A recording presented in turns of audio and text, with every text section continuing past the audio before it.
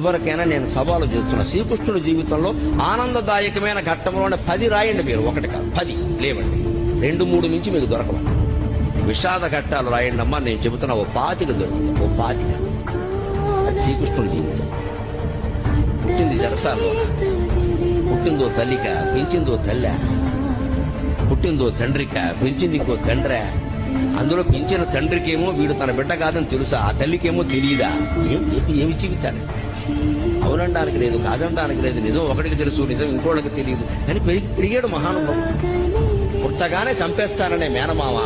మనం ఎంత అదృష్టవంతులు ఉండే అటువంటి మేనమామలు మనకు లేదు. పుట్టని చంపేస్తాననే మేనమామ కత్తెట్టు కూర్చున్నాడు ఆ జైలు దగ్గర. అదే ఆ శ్రీకృష్ణుడి జీవితం.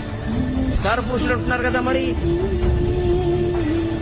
ఇంత భయంకరమైన జీవితంలో కూడా భగవత్తత్వాన్ని వ్యక్తం చేసిన మహానుభావుడు శ్రీకృష్ణుడు. కృష్ణం పొందే జగం.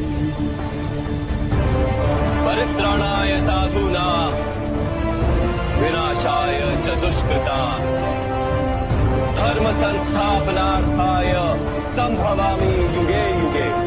ఇవాళ మృత శరీరాన్ని ఒక్క పూట ఉంచాలంటే ఎంత కష్టమవుతోంది. భాగవతం భారతం చదివి తెలుసుకోండి.